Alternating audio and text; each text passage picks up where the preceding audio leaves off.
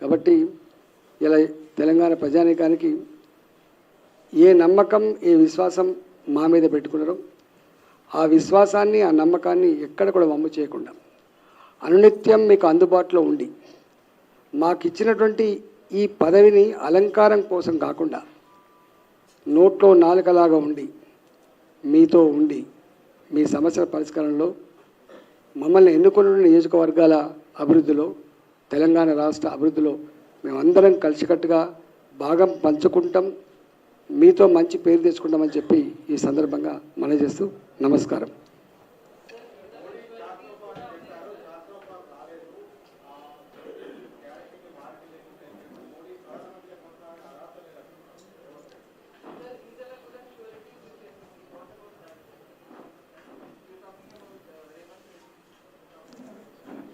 రెండు విషయాలు,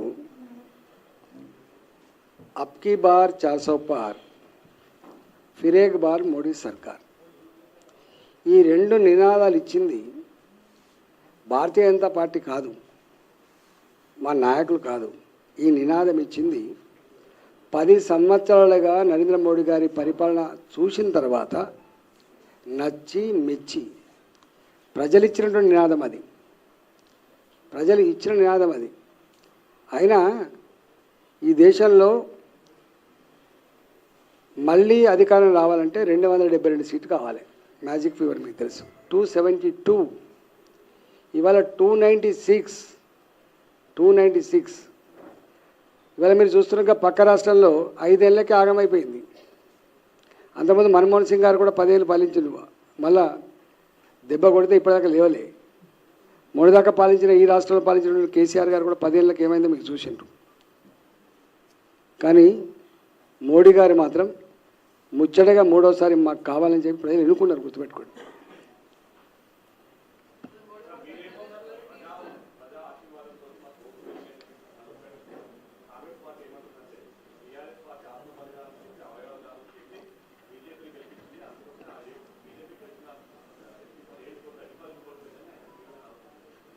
ఒక మాట చెప్పన్నా, నాకు తెలిసి ఖమ్మం, మహబూబాద్ ఈ 2 జాగాలు తప్ప మిగతా అన్ని జాగాలలో గెలిచినాం లేదా మేము సెకండ్ ప్లేస్లో ఉన్నాం.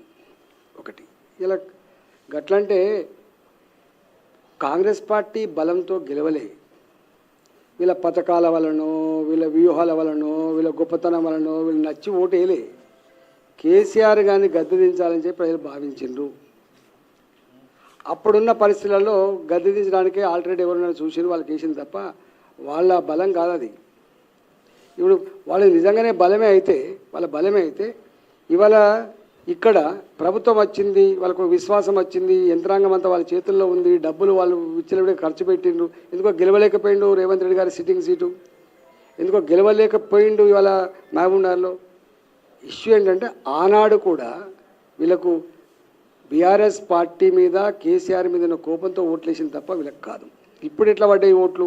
ఇక ఈ బీఆర్ఎస్ పార్టీ ఇప్పుడు ఉన్న పరిస్థితి కాదు, ఇక్కడ లేదు, నాకు అక్కడ ఓటెత్తే వచ్చేది కూడా లేదు, ఓటు వేయాల్సింది బీజేపీకే, ఈ రాష్ట్రం బాగుపడాలంటే దేశం పురోగమించాలంటే బీజేపీకి అని చెప్పి భావించిండు. ఇంకా అంతకంటే ఇంకో మాట చెప్తున్నా, మీకు గుర్తు చేస్తున్నా నేను.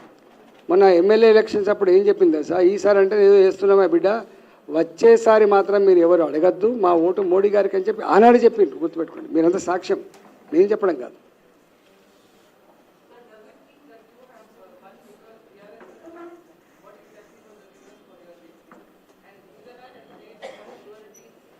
ఎస్, మా విజయానికి రెండు కారణాలు, మా విజయానికి రెండు కారణాలు. రేపటి ఈ రాష్ట్రంలో ఈ రాష్ట్రాన్ని నడిపే బాధ్యత మీదే అని చెప్పి ప్రజలు చెప్తున్నారు. మీ చేతిలోనే ఉంటే ఈ స్కాములు లేని, ఈ తలదించుకునే పరిస్థితి లేని, ప్రజలు నచ్చే మెచ్చే పరిపాలన వస్తుందని చెప్పి ఆశిస్తుంది. దానికి సంకేతం.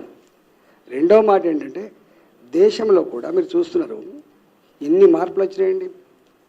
ఒకప్పుడు హైదరాబాద్ టెర్రరిస్టులకు అడ్డా, స్లీపర్ సెల్స్ అన్నీ కూడా ఎక్కడుంటాయో ఆందోళనకరంగా ఉంది.